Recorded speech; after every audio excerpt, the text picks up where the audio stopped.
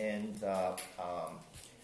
I'd like you to say for the first speaker and second speaker and prefer gender pronoun. By the way, I'm Isao, and he or they, and next means. I'm Sophie, everybody, and she, her pronouns. Okay, and starting from opening government. Pedro, no preference. Sorry. Oh, that's right, okay. Kathy, she, her. So Prime Minister, Kathy? Yes. Okay. And? Jessie, she, her, second speaker. Okay, thank you. And then opening opposition. Pedro, speaking first. Okay. No preference. All right. And speaking second, Daniel, no preference too. All right, thank you very much. Closing government. Pride. Member MG. And? Mike, yes. And closing opposition. Claire speaking first. Okay. She, please. All right. And then Julie. She. Okay. Good. Well, thank you very much. Do you want me to keep telling or give up? Oh, yeah, that's Okay. great. So, and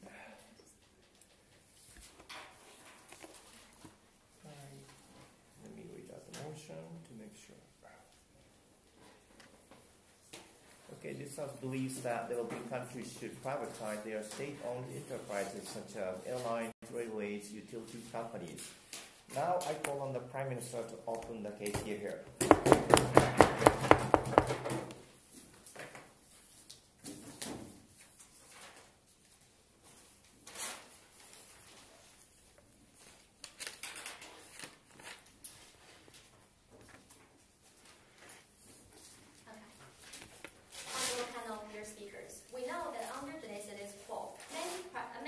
Important industries in developing countries are owned by the state.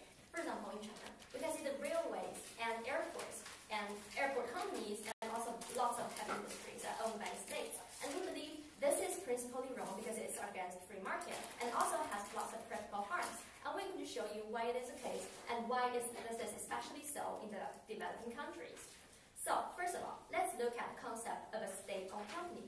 What does it mean by a state-owned company? It means that this company is primarily sponsored by government, and this primary stakeholder of the government is the company is the government, which also implies that it is supervised entirely by the government. It is not regulated by private stakeholders who has their interest in the company. It is essentially a byproduct of the company and is of the government and essentially housed by the state. The state has a right to determine what kind of human resources they're going to put into the company, and they decide how much the employers can get from the company. They also decide how much money they're going to put into that company. And we think this kind of state-owned policy is going to hurt the company's interest in making more money and generate economic development. And we think this is especially harmful for developing countries. Because we think developing countries' primary goal is for its economic development. And if they want, and we think the harm brought by state-owned companies are essentially against this economic development goal of these developing countries. Okay, first of all, let me bring to you some of the practical effects that's going to bring by important industries that are state-owned. Okay, I'm going to divide my talk about harms in three parts. A, equality. So when the company is owned by the state, it can generate monopoly because the government can decide what kind of resources they're going to put in this company. And usually this company, they want to use them because they want to stabilize the society. And in doing so, they're more likely to give more money to this state-owned company instead of those private companies who actually have to compete to get the market. And we believe that by doing so, it generates monopoly. And also, it is unfair for lots of private companies because they essentially don't have the ability to compete in the market. For example, in China, the two most important telecom companies are all owned by states, and therefore there are no other private companies that are able to compete. And also, second of all, there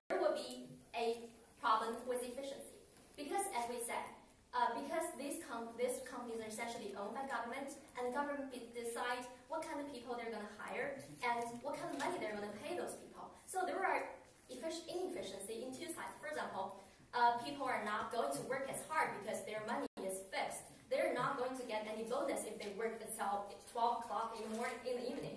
And it's also going to waste many resources because of this low efficiency in its employers. And also, it's going to block innovation because people are not very incentivized to actually achieve any innovation because their money is fixed and they would lose their job if they don't do anything. Because the government's main point in owning this company is to stabilize society, so which means they're not going to fire them just because they're not working as hard as those in private companies. We think that is very inefficient. It's going to hurt the economy. And we also believe there's gonna be corruption generated by this, because essentially the state is in charge of the company. They're the supervisor of the company. The company is not regulated by any third party. So if the state, if a politician thinks he's gonna generate a lot of money from this company, he's gonna send his relatives as to be the CEOs or other executive parts, and we think that's gonna generate corruption. And it is essentially not fair and not healthy for the economy. Okay, I will take opening. Okay, don't you think that corruption will happen anyway? Because if these companies are private, they can also capture, do regulation capture on the state. Okay, we think it is essentially more likely for this kind of situation to happen because, as we have illustrated before, state-owned company means that the government has the ultimate say in who they're going to hire. And they also have the ultimate say in who's going to supervise these companies. And so it's more likely for politicians to take advantage of these companies by placing their relatives into this kind of companies. And we believe that is essentially unfair and unjust, and it's going to hurt the economy. And we also believe that the premise of this all, that on principle, it's hurt free market, because when these companies are owned by the state, and when they're not being supervised, and also when all the resources flow to them, and especially the industries are usually those with the most potential in earning money, because think about railway, think about airport, think about telecom companies. Those are essentially companies that has a grip on people's life and has very essential influence on people's life.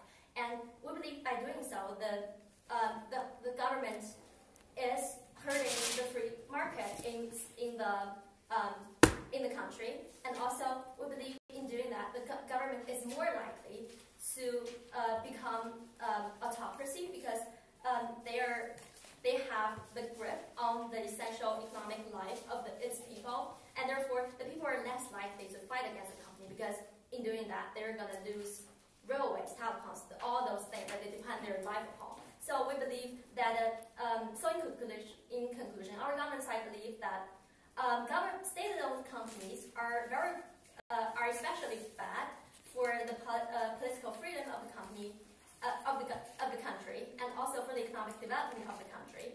And we think it is especially harmful for developing countries because their primary goal should be economic development. And we believe that by privatizing these companies, we're essentially going to achieve a better market. And my colleague is going to illustrate more on the principle level how this is going to hurt free market and why these countries really need free market. Thank you.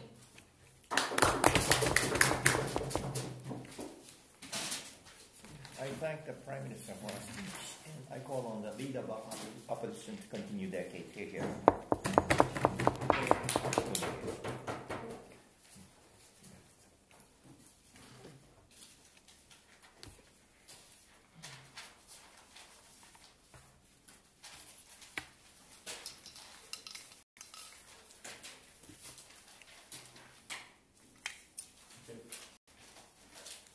So, firstly, we need to divide what is from the nature of public companies and what isn't. What are casualties?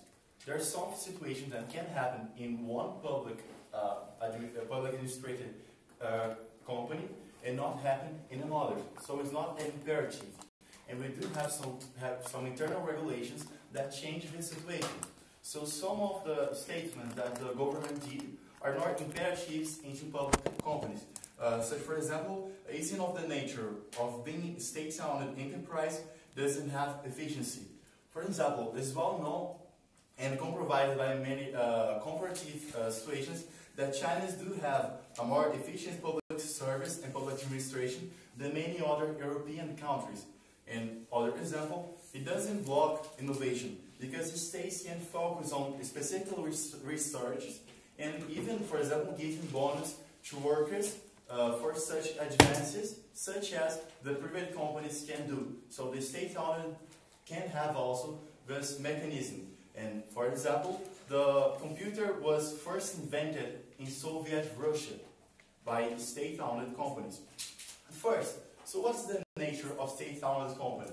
There inside logic of why there's need to exist public enterprise. It's because private enterprises have a legal obligation to the people who own their papers to generate profit.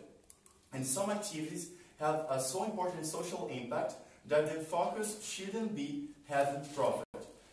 Example 1. Access to water is a human right according to the United Nations. Giving access to water to isolated population isn't profitable, although it needs to have done by some enterprise, the public ones. Example 2. Mail service. Through mail, the people use to receive their documents or important bills. So this is a really important service. Although isn't that profitable to guarantee the access to this service to small, isolated countryside cities. Example 3. Bus tickets. The price of transport system has a huge social impact on population. If it is expensive, it's difficult for people go to work. So if it's become a social barrier. This service with huge social impacts can be influenced by market variations. Please. Okay, because this service have big social impact, is it like more important that they should be efficient because they should privatize? I'll explain how we need public service to to achieve efficiency in some natural monopolies, such as this one that I cited. But need to be this kind of services that I have explained need to be directly controlled by public programs and subject of public administration.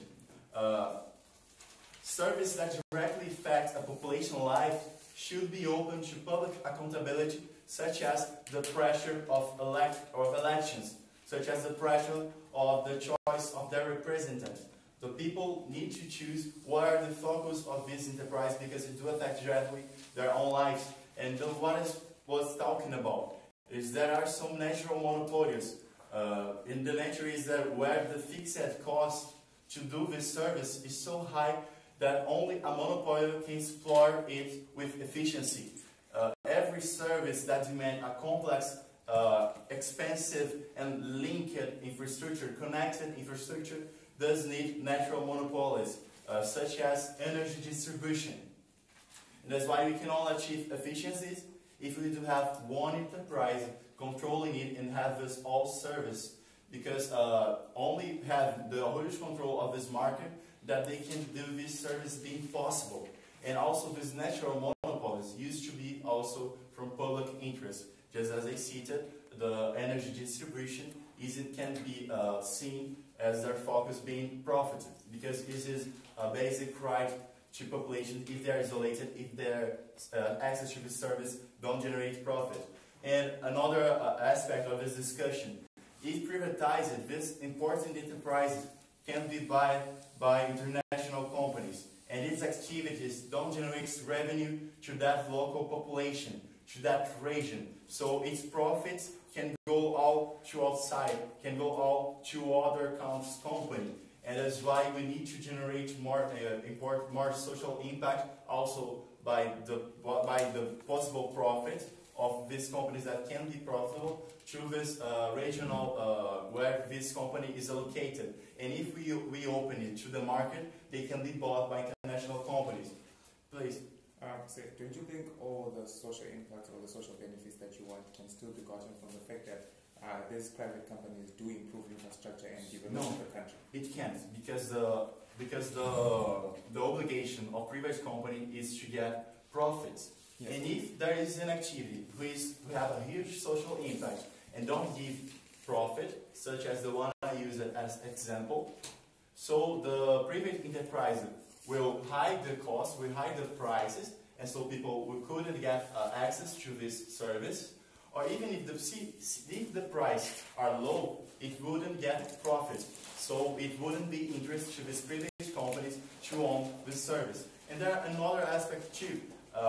Opening to market it is saying that these companies can also be bought by countries, reducing the sovereignty of the country who are allocated, these companies, and increasing dependence. For example, China do own today many energy systems in Africa and South America. And even if the developed countries also open its public service to the market, China can also buy their service and start controlling, for example, the price of energy, so they can make shutdowns to make public pressure. They can control, for example, it's most important for the exportation and importation service. For example, a country who do produce a lot of copper. If China owns this copper, China can control if this country can sell a lot of it, the price of it, and can control the whole economy of one country. And that's why we need public, national, public service, because of sovereignty, but mostly because not all services are profitable, and some services are natural monopolies or have important social impact. Thank you.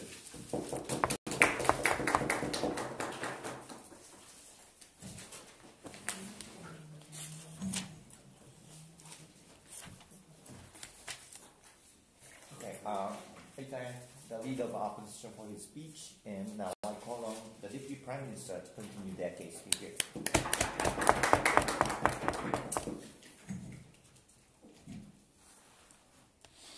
Honorable panels and dear speakers, today we are talking about who is the best leader of the development of a developing country.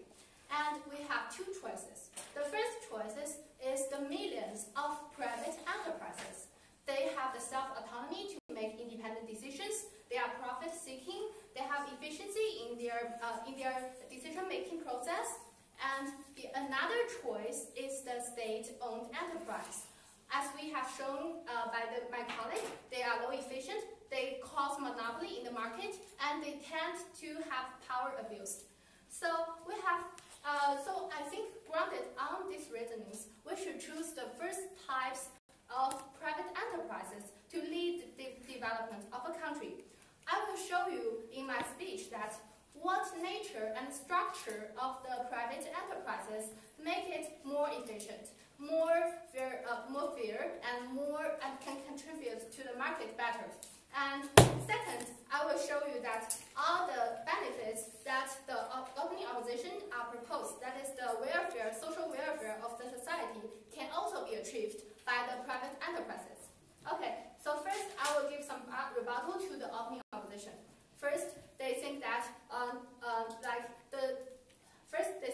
the state can allocate many resources to promote the development of the economy. For example, they say that the state can allocate its resources to promote the innovation and technological improvement. However, we think that the states are not sure to make wise and right decisions. Why they cannot always make the right and wise decisions? It is because of their nature and their structures. I will illustrate in my next speech. That is, they don't have enough information. They are not profit-seeking, and they were misled by the lack of information. Okay, and the second rebuttal for the opening opposition is that they think that the state can use its coerced power, to reduce the price of some necessary products for our life, to guarantee the welfare of the society. For example, the state can lower the price for waters, for transportations, and so they think the poor people can also get access to these resources. However, we think that the private enterprises can also achieve this goal. Well, how can they do this? That is by the fair competition in the market. We we think the fair competition in the market will drive private enterprises to lower their production costs and lower their prices. So that's what we will stress. That is, the private enterprises can also achieve this goal of guaranteeing the welfare of the society. Okay, I will take. At the point of innovation, the development of new and cheap drugs that give solution to disease with expensive treatments are not of interest of private enterprise, because it will cut their profit on these treatments. So the state shouldn't be focusing on public enterprise that do research new medicines. Okay, you are giving the one example of the medicine. However, we can see that in the medicine market there are many cheap medicines. Like if you have a fever, you can have many choices of the medicine products provided by the private enterprises that are very cheap, like $1 that can cure your fever. That is because these companies have very intense competition in the market. They have to compete between the quality and the price of the products. No, I will not take it. So the fear of competition will lead to the lower prices of the medicine. Okay, so I will begin my speech about the structure and the nature of the private enterprises and the state-owned enterprises. So I will have, as my colleague has illustrated, the state-owned enterprise is primarily sponsored by the government. So this means what? This means they are not profit-seeking.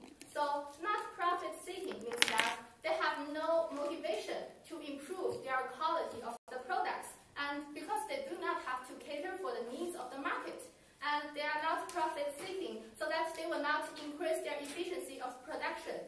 They are not profit-seeking because so that they will not lay off many inefficient laborers in the market, in the company, because they do not need to seek like the best profits and the maximum profits. And the second structure and nature of the state-owned enterprises is that they do not have sufficient information to make decisions. That is what we can see in China now, because in the transportation and area, the enterprises are all owned by the state.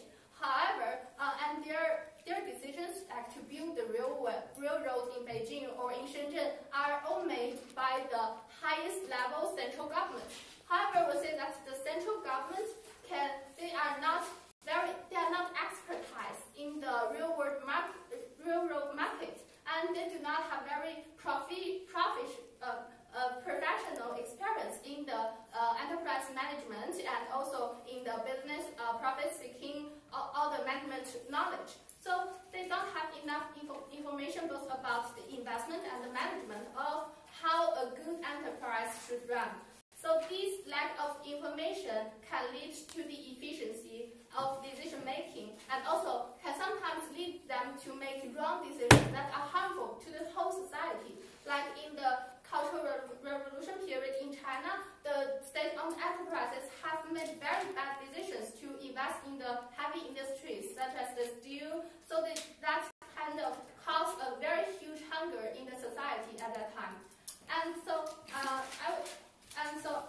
also the structure of the private enterprises is that they are held by the private stakeholders who are very concerned about their benefits and about their profits.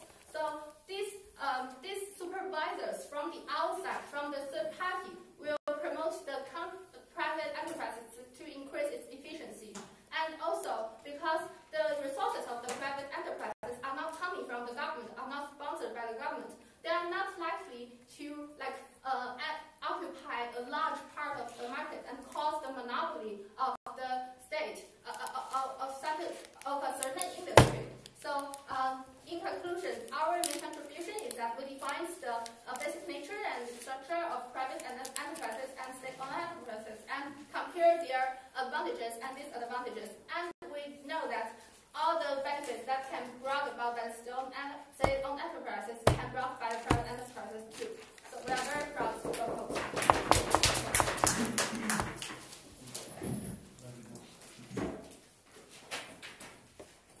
I thank the Deputy Prime Minister for her speech. And I call on the deputy leader of opposition to continue their case here.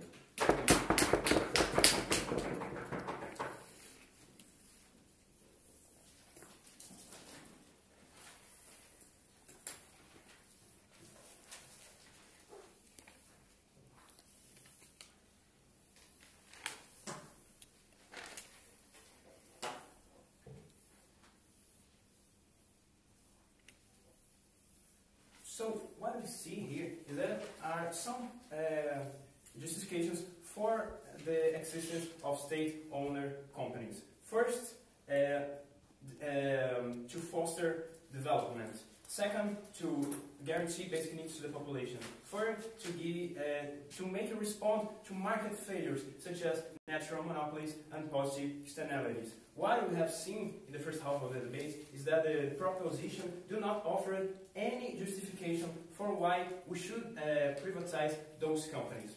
But first of all, it's a matter of development. Why we cannot, the opening government did not offer any justification for why we should respect the market liberty as a principal value above everything. But even if they have proven it, we cannot speak in competition when countries are not in the same ground in the international community, in the international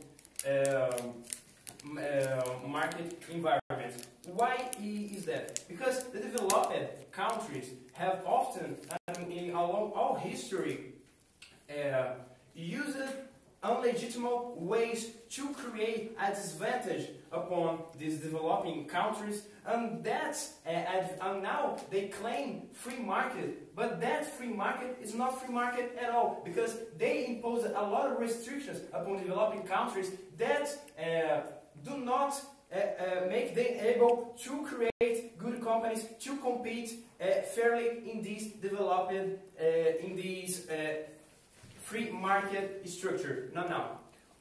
Where we can see that? We can see that, for example, in the colonization, where developed countries explore a lot of natural resources. They still have stolen a lot of resources from these developing countries. But you can see this until today, when the companies from these developed countries make strict intellectual property rights and do not able these developing countries to learn the technology that they are using and to have access to this technology to improve them and to develop it in a more free market environment.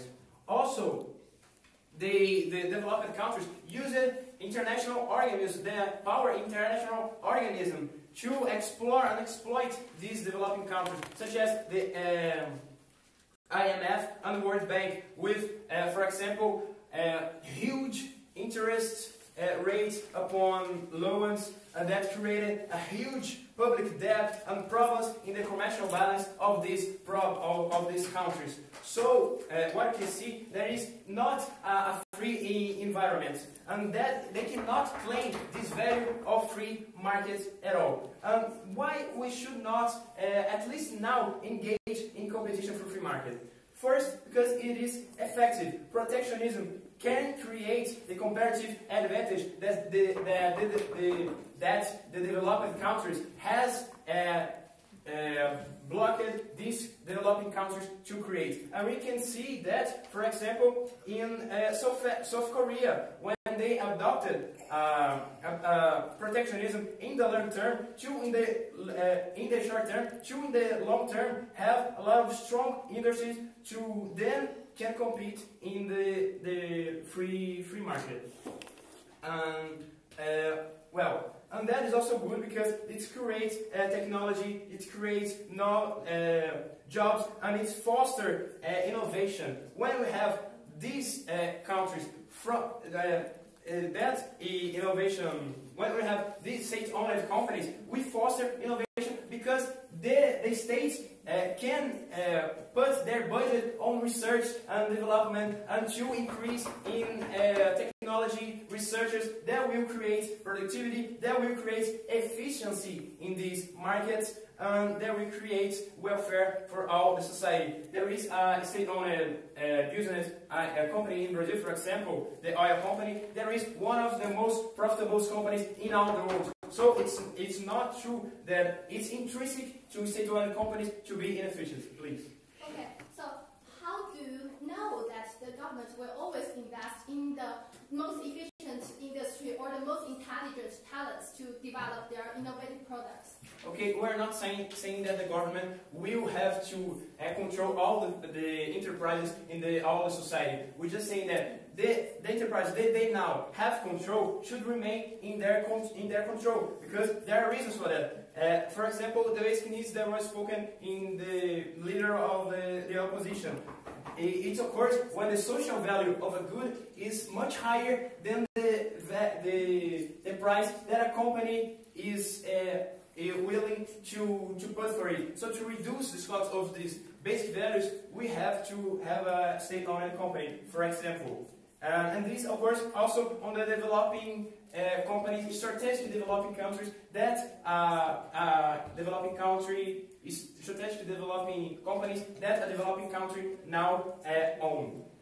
Also, some rebuts now here. Why we will not have more corruption? Because corruption is not the reason it's not created by state-owned companies. Corruption is created by a weak rule of law in developing countries. It will happen anyway. For example, in Brazil, there were privatization of the telecom companies, and until today there are low quality service and high prices. For example, in the Vale privatization in Brazil, they were sold, but until today they have a lot of lobby in the government. They have a lot of corruption scandals. And for example, even private companies that are not state-owned can take this rule of law problems to make corruption states. It's not because of the absence of the free market. Also, why it's a flaw in the opening government arguments that we cannot achieve efficiency in these companies? Because we can have private companies that do not have such strictly high labor security laws. We can have state-owned companies that fire people that do not work well and that demand work. It's not intrinsically, and the government has not made any case that proved to us why this is actually a problem intrinsically to the state-owned company. Thank you.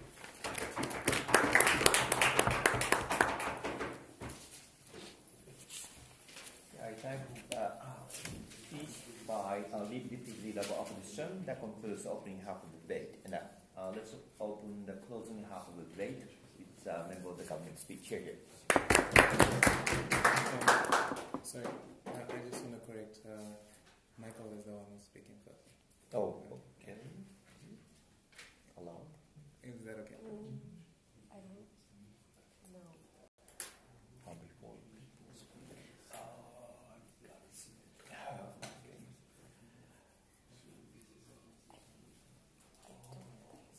Yeah, maybe because right after maybe first speaker started and Yeah.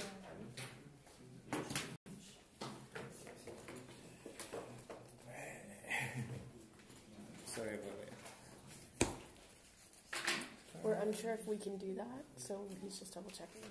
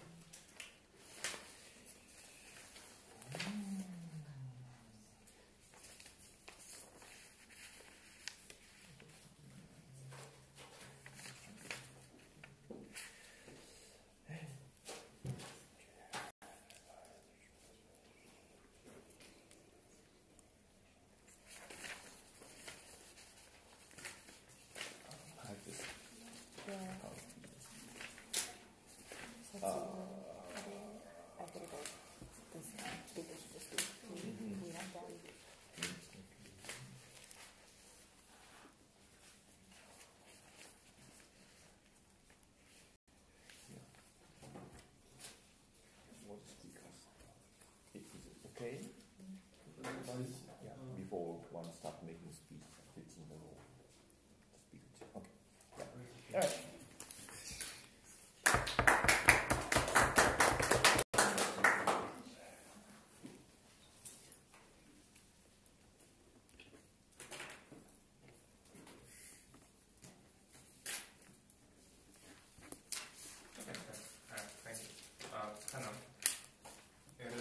It is a principle of life that before you walk, you need to learn to crawl, and before you run, you need to learn to walk. Right? What we get from this side of the house is a situation where they want a baby to just start running from birth, and we think that is something that is very impossible, and it's something that the world has been trying to do for a very long time, whereby developing countries have been sacrificing development for the sake of sovereignty, which these guys are claiming, just so that they can say that they've kept their sovereignty. But what we tend to find is the case whereby, in most cases, those developing countries do not develop, and that development has been going on for a very long time, but without achieving much. Why? Because they keep doing the same thing, expecting different results. And you need to understand also that developing countries cannot afford the luxuries that first world countries can afford, such as keeping their SOEs, which are state-owned enterprises, but they need to focus on development first, right? So when you look at the world of the world, the reason why first world countries do have SOEs and provide better service, public services and whatnot, is because they focus on development first. What these guys do is they cripple that, because all they want to do is to keep their sovereignty and not focus on development. But even if we were to say maybe they do try to achieve that, because at the end of the day we have to admit that this debate is about achieving development in third world countries, right? What we think is, at the end of the day, you get a better solvents, or you get a better form of development under our side of the house than under their side of the house. And what we think is all the things that they're worried about are things that you can get under the side of the house and get even more. And we think we can even actually get more of those benefits that they want. And that's what my speech is going to focus on. But we think something that has been largely known in this debate is the nature of developing countries, right? So something that do come out in opening government is the idea of corruption, right? Of how there's corruption in these developing countries, and we think that tends to hamper development, right? These guys respond to it by saying, look, corruption is there both ways, right? So, and that's their response to this side of the house, by saying corruption can still be there even if we privatize, right? But we think this is something, our response to that and our argument, which we then take as our argument from closing government, is to say, even if that is the case, even if we do have corruption on both sides of the house, right? What we think is, when you look at developing countries, when you look at private companies and you look at state-owned companies, right? You're likely to have more corruption in state-owned companies. Why? Because in most cases, decisions and job hiring and all those kind of things is done on political grounds. So that is mean to say, if I'm the president, I'm most likely to take my friend and make him the CEO or whoever, somebody to run a company, which probably, number one, they're not expecting that industry, and number two, they know nothing about that industry, but they're there by virtue of them being my friend. That is what happens in developing countries, and you cannot simply ignore that fact. Why is that problematic?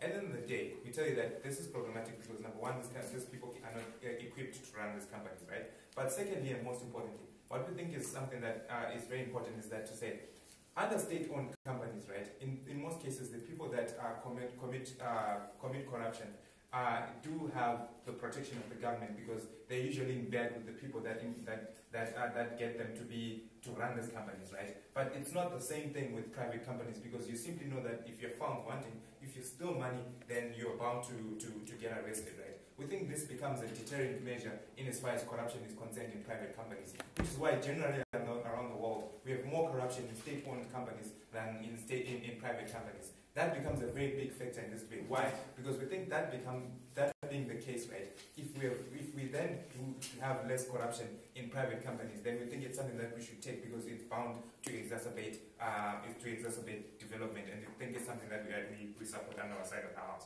But also, we think at the end of the day, you cannot ignore in this 21st century the idea of us living in a global village, and the idea of the need for companies to compete in this market, right? In which the free market which these guys talk about. But what we have what we have is a situation whereby currently SOEs cannot, in the vast majority of instances, they cannot compete with other companies from other countries, especially companies from developed countries, right? Why is this the case? Because like our opening government rightly puts it, in most cases these companies are sponsored by the government, right?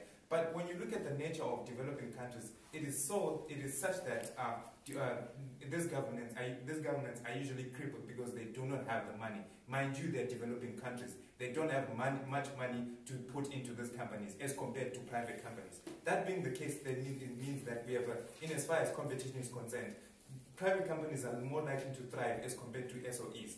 That being the case, we think at the end of the day, it then slows development, and it then do not help us in as much as we want to achieve development in this debate, right? But most importantly, also, you need to understand that, like these guys talk about, in as much as these guys talk about sovereignty and whatnot, which we think in most cases is the reason for not having SOEs. It becomes a very important factor in this debate. Why? Because that being the case, right? We tell you that government in SOEs usually. Governments are usually motivated by political decision as compared to economic decisions, right? But we think at the end of the day, when we're having an economic debate, the principles that should lead first should be economic principles, right? But we think that more so, we also think that the government, in the end of the day, is supposed to provide a better future for its citizens, and it's supposed to make things. It's supposed to make life good for its citizens, and we think at the end of the day, when we have more development, then we achieve that under our side of the house. But also, I'd like to talk about the benefits of privatization, right? We think there's more job creation when we have a private industry than public industries, right? And we think at the end of the day, why? Because you're likely to have a lot of investors in a country that has more private industries than a country that has more SOEs, right? And which is the reason why you find that Western countries tend to be more developed as compared to third world countries. The other thing is the industries tend to thrive because the people that I have, as I said in my opening statement, are usually experts. But also we also get things like infrastructural development. And we think it's simply not true for these guys to say that they're simply motivated by profit, so they don't care about social corporate responsibility. We think that is something that is not true, because at the end of the day, we find these people developing the communities in which they're situated in, and that development transcends to the people. At the end of the day, development is something that is important. You get it under our side of the house because private companies bring more money, and more money means more benefits to the people. Thank you.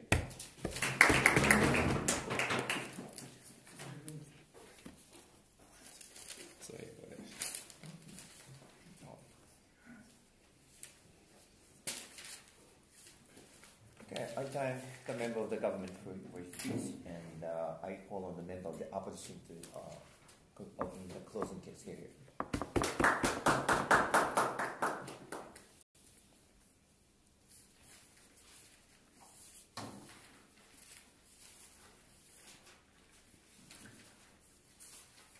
Everyone ready? All right.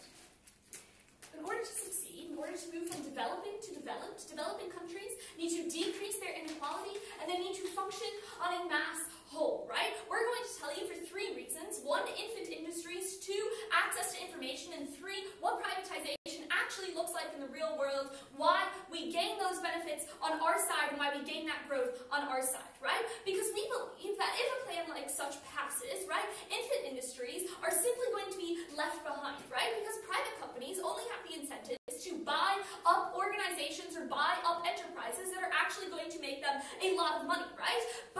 They're going to be completely unwilling to invest in new and risky businesses because that's not what's going to guarantee them some form of profit, right? This now burdens the state even more because they're left with the completely unprofitable businesses that simply did not sell off, right? Which means that those businesses are riddled with startup costs and debt, which means that they now are not able to grow up, right? We think that these infant industries hold a great majority of development that developing countries can expand upon, but if they're not able to access those initial finances to gain that development, those developing countries are never going to be able to garner that success, right? Because notice that infant industries can be extremely successful if they are correctly invested in, right? Example, the Japanese market was able to grow hugely once they were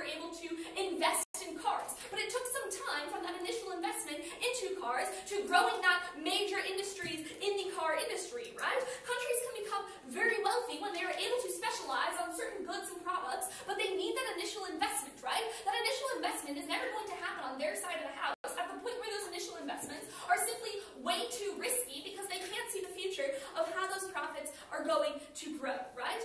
The state needs these profits from these other industries and from these other enterprises in order to funnel some of that money back into industries, right? But also this means that once those more profitable businesses are taken away from the state, they have less money to funnel into their people, right? They have less money to funnel into the things that people actually need, right? OO alludes to this somewhat, right? But we specifically tell you how this can't be done on the government side because states can now not afford to start up those infant industries, right? OG gives a very good POI, right? They ask, how does the state know how to pick the correct industry, right?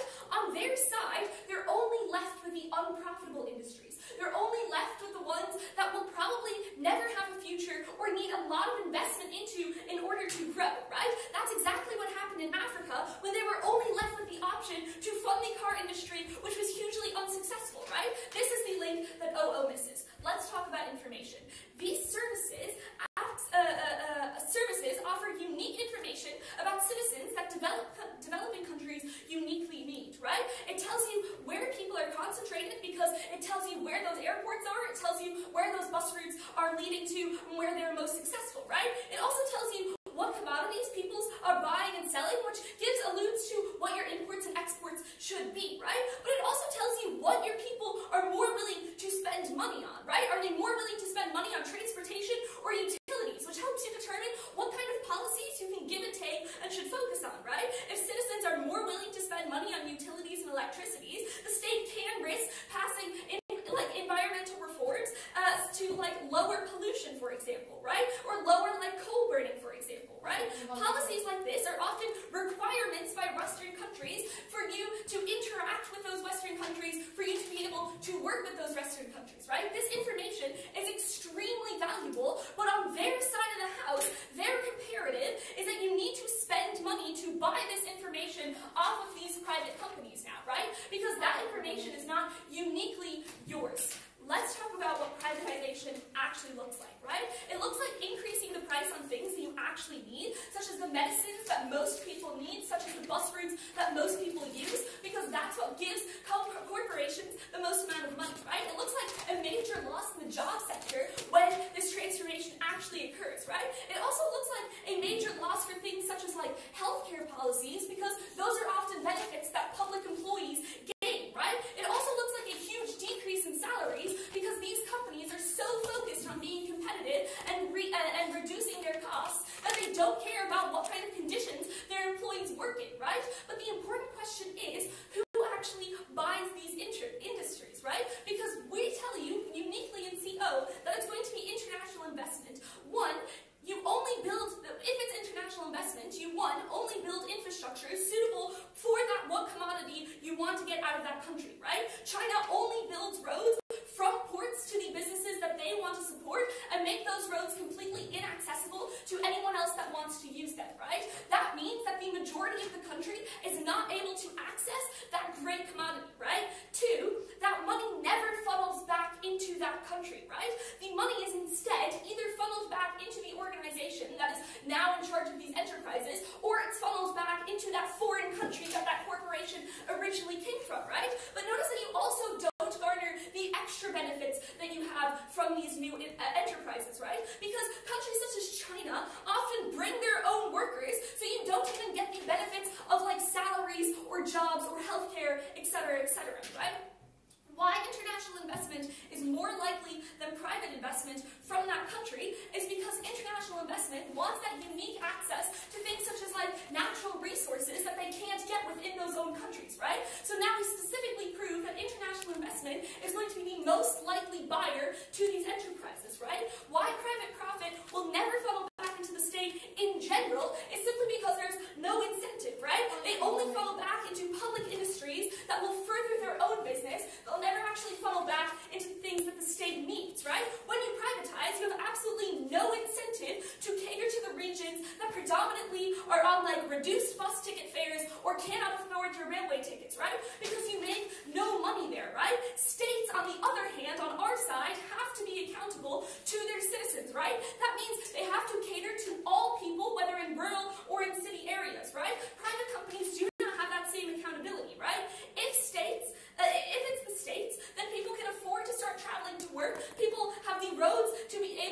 access schools or have the electricity bills to be able to buy a bigger house, right? This stuff uniquely helps them grow and develop, right? This stuff uniquely helps them grow from a developing country to a developed country because they now have access to that information, they now have access to those profits, and they now have that unique ability to cater to the population that they need. I tell you at the beginning of my speech, the main thing that a country needs to go from developing to developed is an increase of equality, right? At that point, when we cater to all, we get that increase of equality uniquely on our side. Vote pro.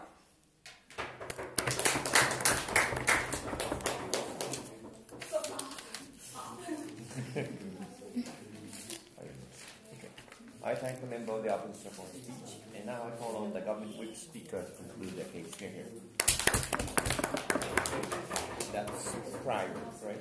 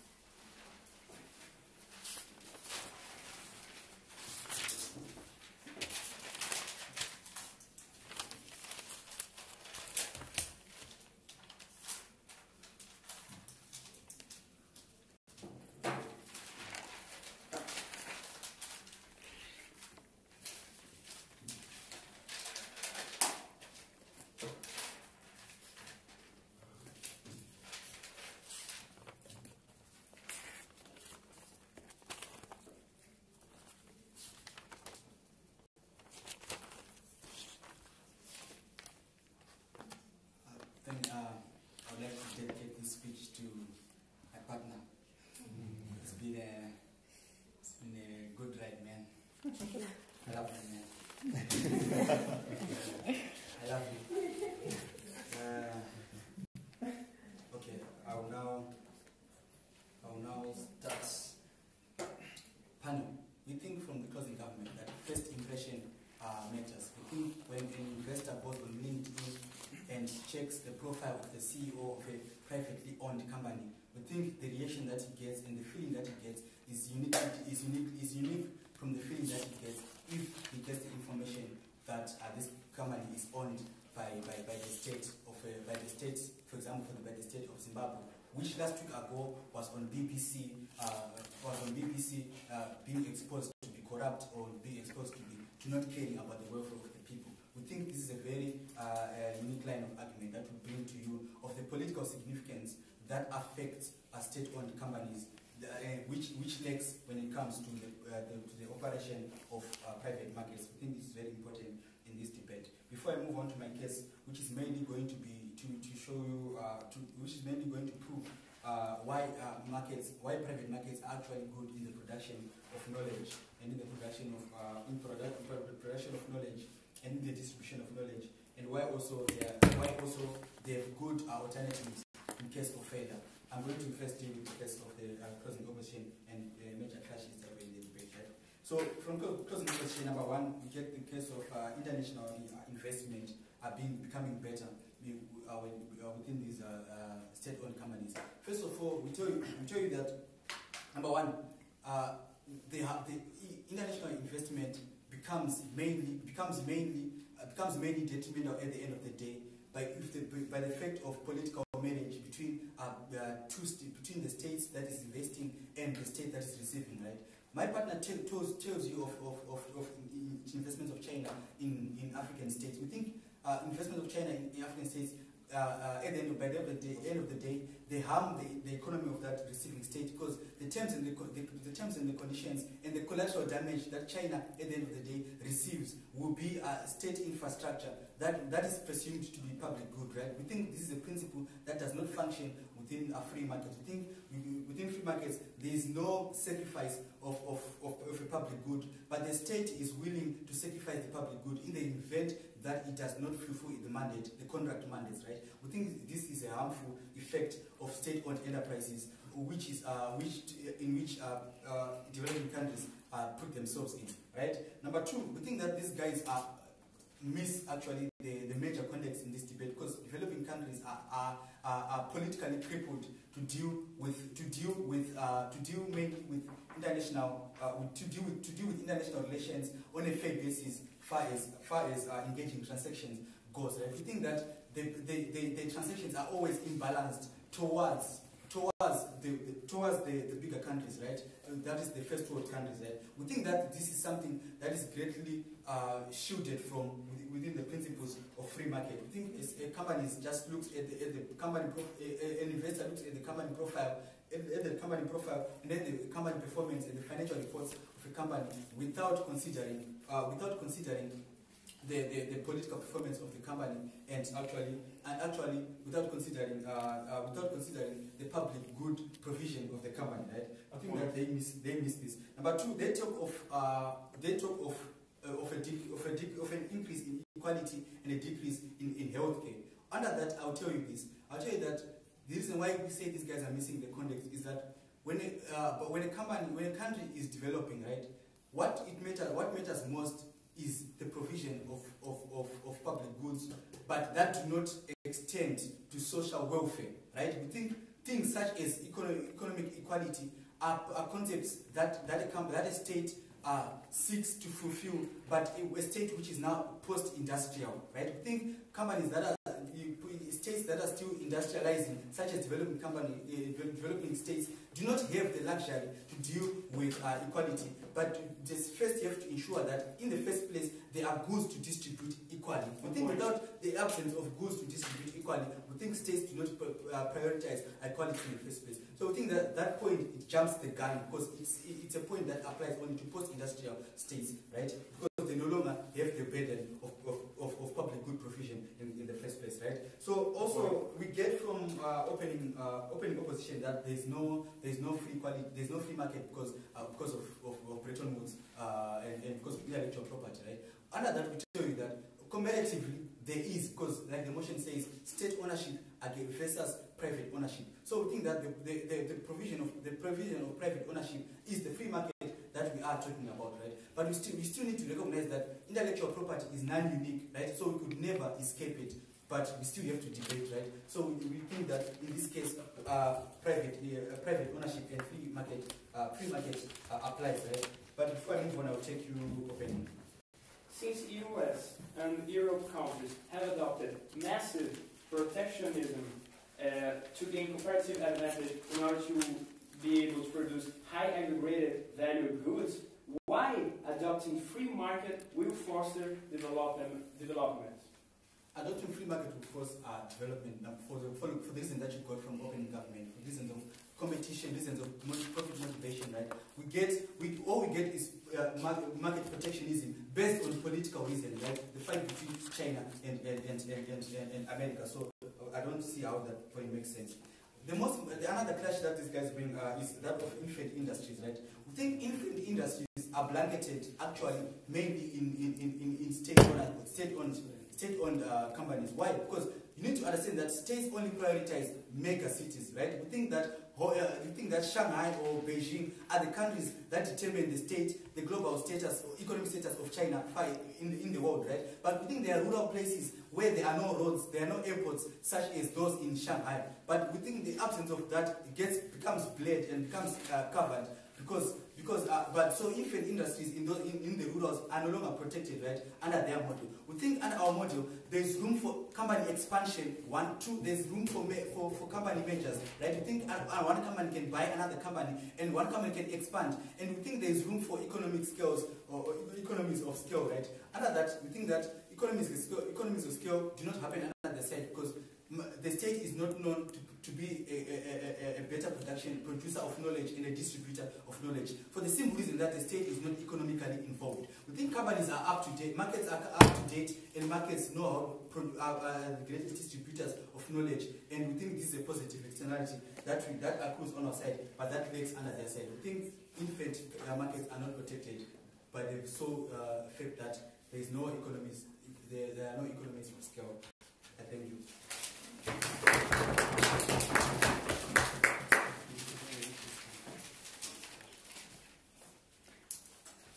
I thank the government speaker for his speech, and now I'd like to call on the last speaker of this debate,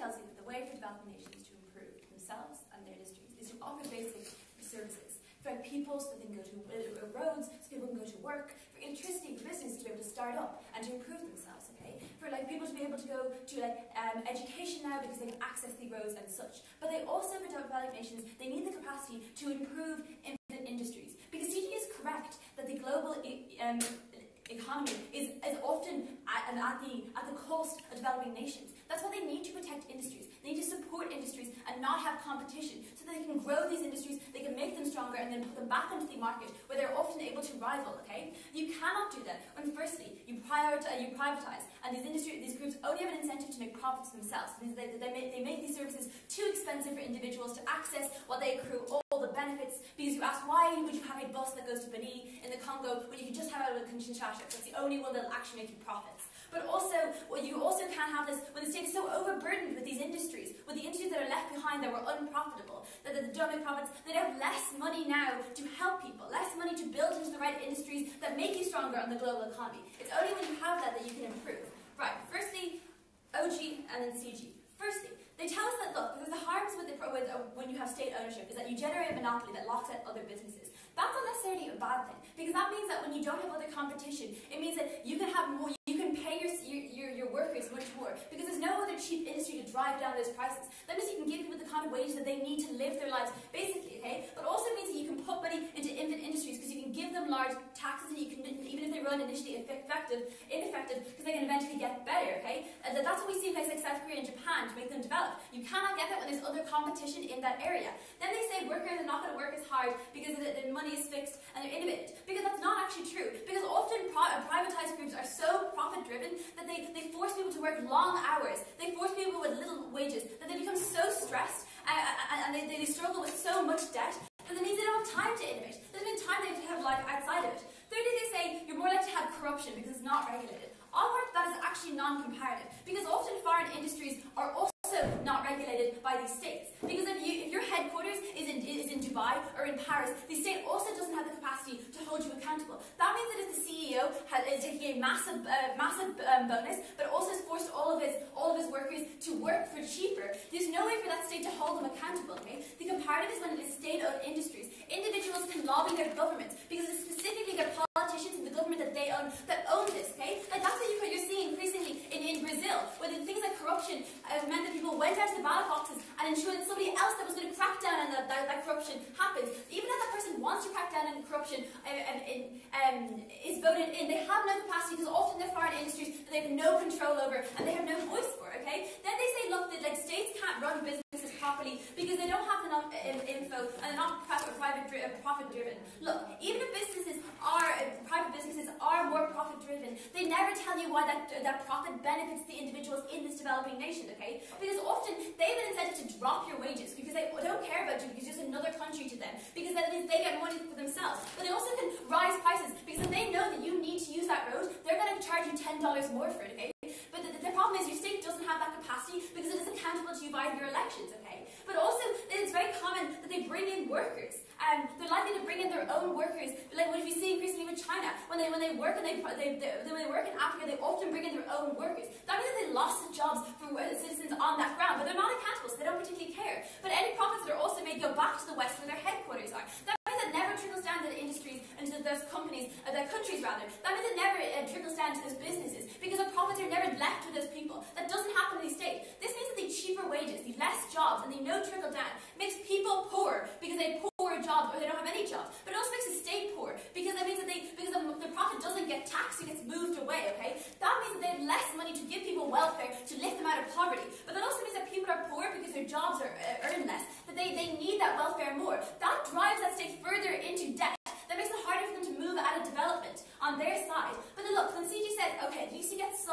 infrastructure at least, okay? The problem is, as Claire tells you, those roads are only built for themselves, okay? First is that they only have to build them for themselves. Like, if China has no interest or no incentive to build you a road for the people of say, like Ghana or of Nigeria, because they're not accountable for them. So they only build roads specifically so that they can move their imports from ports